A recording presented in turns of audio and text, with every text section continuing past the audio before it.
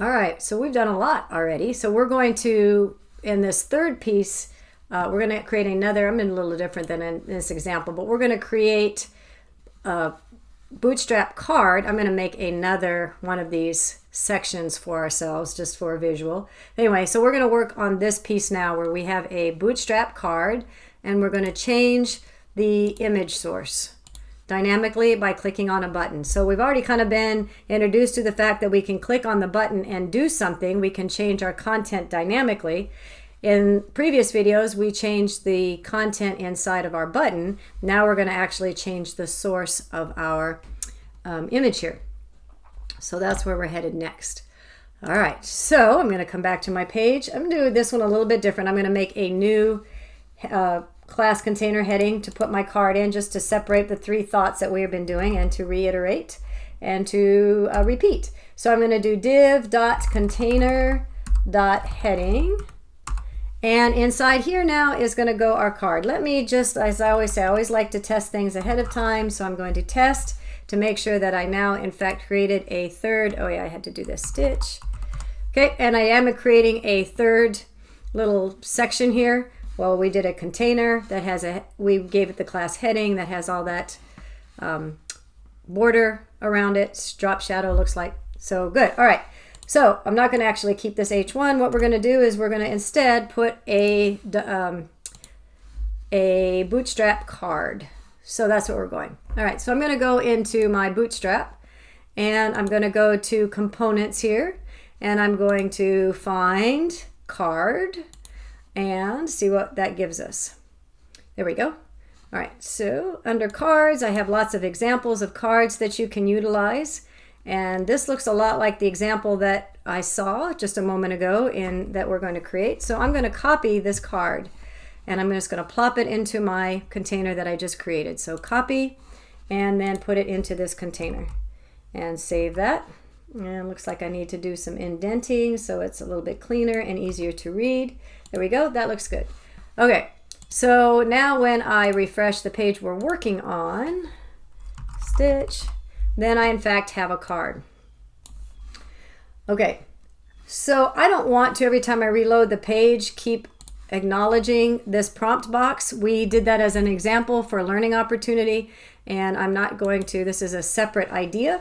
So for purposes of this video, I'm going to comment out that prompt. So let's see where I have that. So I have it here. And so all of this JavaScript code, I'm going to comment out, because I don't want to keep looking at it every time I load the page. All right, so, but I still have the button that's working, but I don't have that cool changing the name, but that's okay, because we learned that was a learning opportunity a moment ago. What I do want to address, however, is this title, this card. All right, so if I look at what's been provided to me, I can see that there's an image source, ... Well, I know enough about HTML to know that source has to do with what is the image we need to put inside that image, the source. So if I look at, let's see if I can pull it up here. If I look at my project pane, I have the images stored in a folder, and that one of those is dog1.jpg. So what we're going to do now is we're going to, first we have to acknowledge the fact that the index is in this root folder. And inside this root folder, there's another folder called images, and inside that images folder is where the dog1 is. So it's just like double clicking in your file explorer. We have to tell the browser, based on me, the index, I'm the index, based on me relative to where I exist in this root folder, I need you to look inside of the folder that I'm currently in and see if you can find a folder called images. So we're going to do, look for the images folder, and then / and then the name of the file we actually want to demonstrate or to render. So look in the images folder. I'm the index. Wherever I am, see if you can find a folder next to me, like my sibling. We do find a folder called images, and then in there is a dog one. So let's see if we at least get a dog to show up. Okay, so that's good. Okay. Now I'm going to take a sidestep from JavaScript. Let me shrink that up because I want to also acknowledge this is also a review on Bootstrap.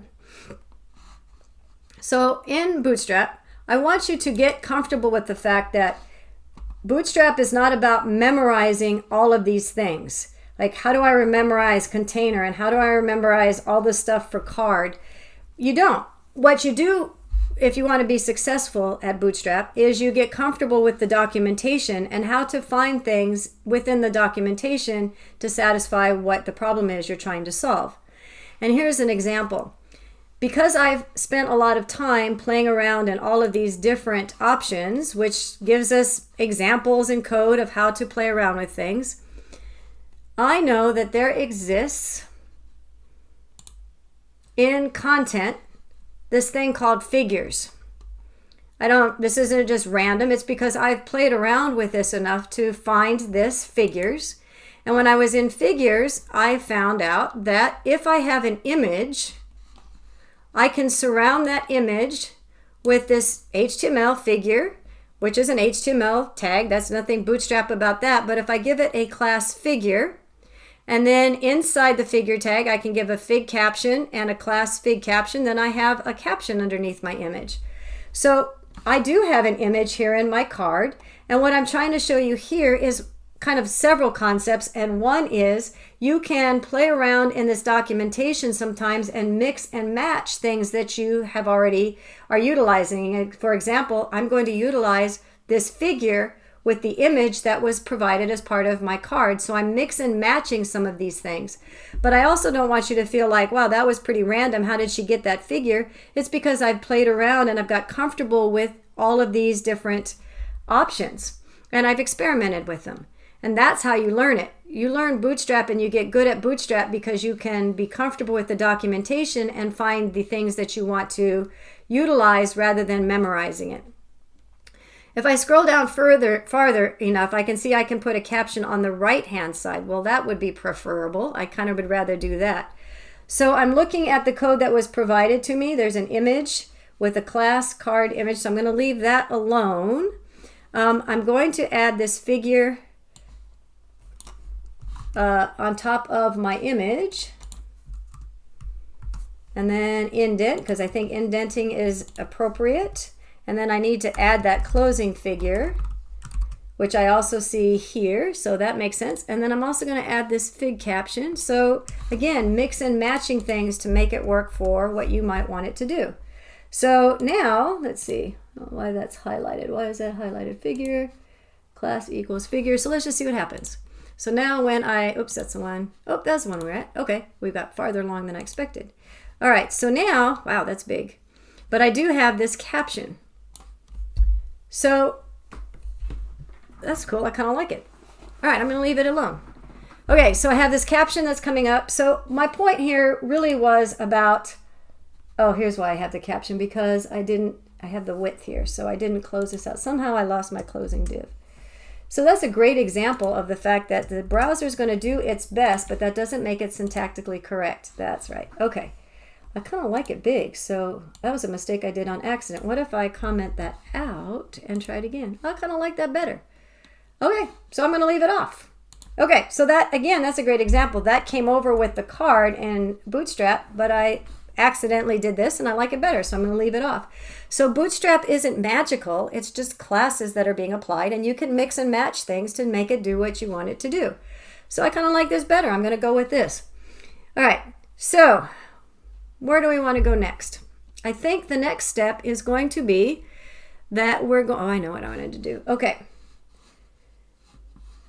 So this should be indented there. All right, so what I'm going to do is inside this image tag, I'm going to create a script tag. We need to make sure we have an alt. You always want an alt tag. So I'm going to say cute corgi as the alternative for this particular, as the alt tag for this image. And there is actually another reason why I'm doing this. All right, so again, a review. I'm going to create some JavaScript. So after this image tag, I have a script tag, which is a browser interprets some JavaScript right here at this location as you're reading it. And what I'm going to do is partially for review, and then because it's also a lead-in into what we're going to do with those images. So I'm going to create a variable, and I'm going to call it dog alt. And what it's going to hold is this value. Whatever's in this alt tag is what we're going to hold in this variable.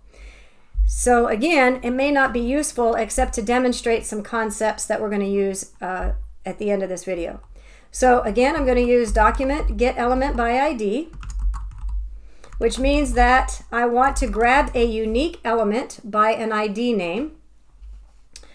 And I'm going to, what my purpose here is to grab a hold of this image so that I can access this image's alt tag. So this image has to have a unique ID, which it doesn't yet.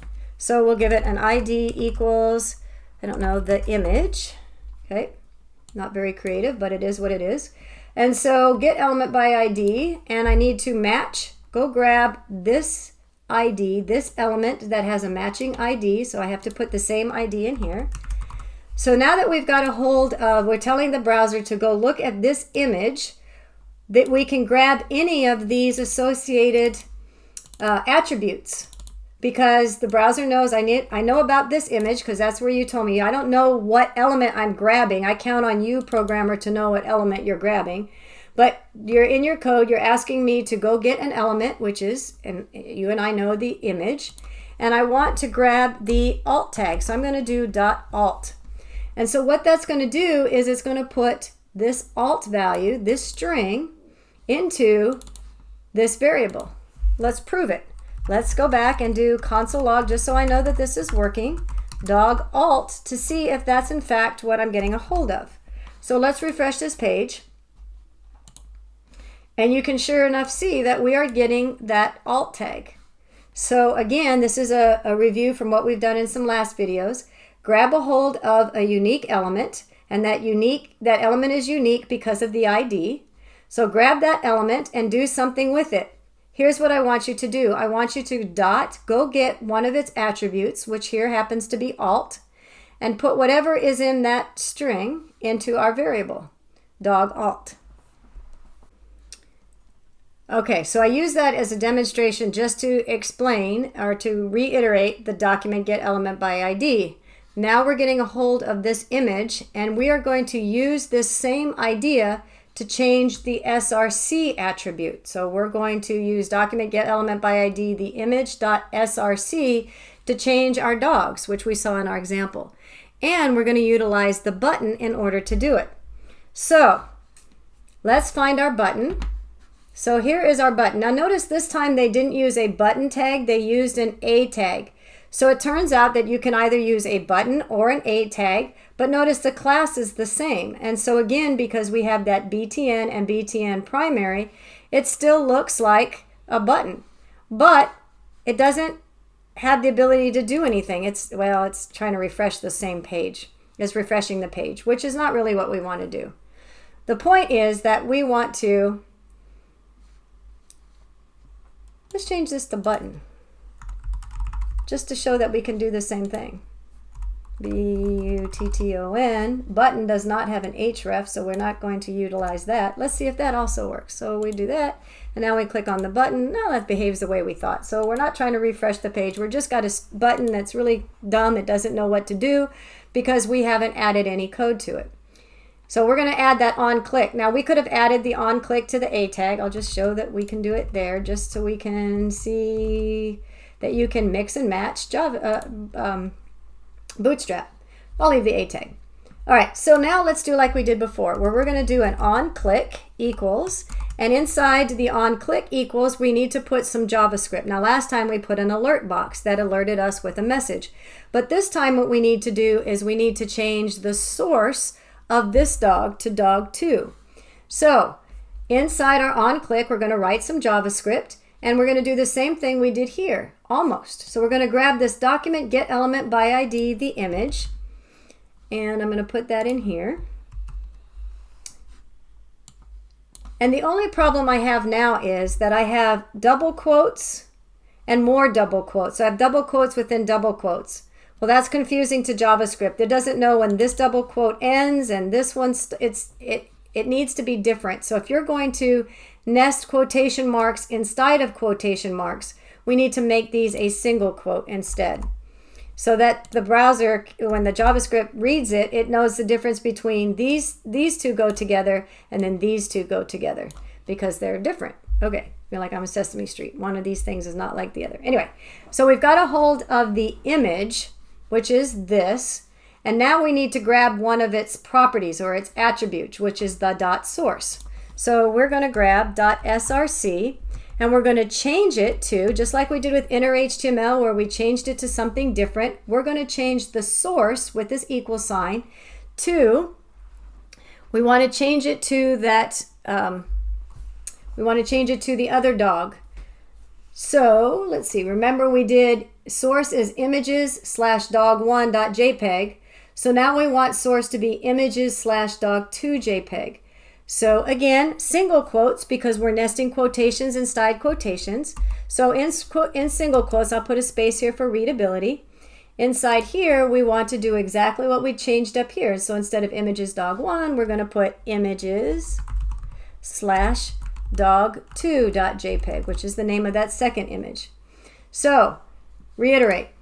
On click, when the user clicks on this A or the button, however you want to set it up, then JavaScript, I need you to go grab this image notated by the unique ID.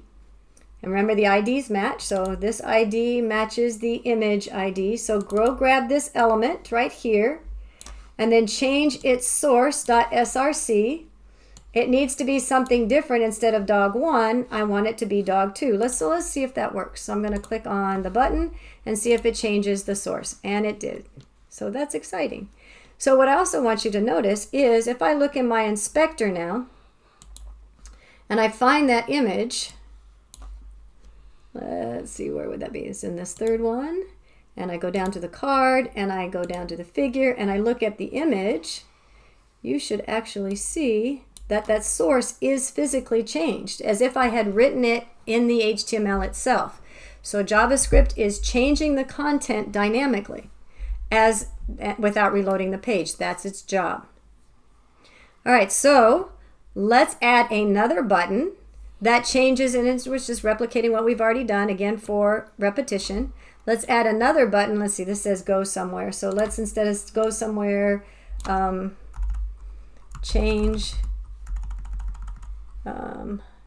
double the dogs. I don't know.